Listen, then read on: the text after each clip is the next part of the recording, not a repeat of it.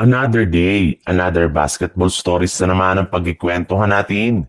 At ngayon nga ay ang balitang pagbabalik ni Anthony Davis sa Los Angeles Lakers at ang balitang pagkuha na ng Golden State Warriors kay Michael Porter Jr.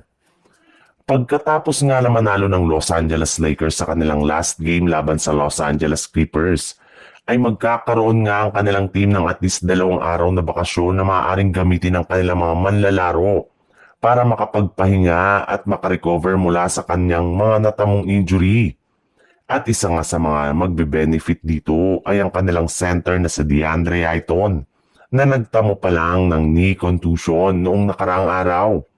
At base nga sa pinakahuling inilabas na balita, wala rin naman nga daw pong nakitang malalang injury sa ginawang MRI sa tuhod ni DeAndre Ayton noong nakaraang araw.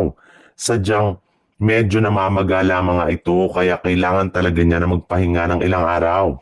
Pero inaasahan rin naman nga na hindi magtatagal at makakabalik rin naman nga ito agad sa kanilang lineup. Sa katunayan, may posibilidad pa nga na makahabol at makapaglaro pa ito sa kanilang next game kontra sa Dallas Mavericks na paglalaruin na rin naman nga ng kanilang superstar big man na si Anthony Davis. Kaya kapag pareho nga itong naglaro sa kanilang darating na bakbakan ay magiging maganda nga ang match-up sa kanilang front court. Sa ibang balita naman, dahil nga sa patuloy na pagkatalo ng Golden State Warriors at payag pa rin nga ang kanilang team sa ideya na tuluyang paggawa na ng trade sa lalong madaling panahon.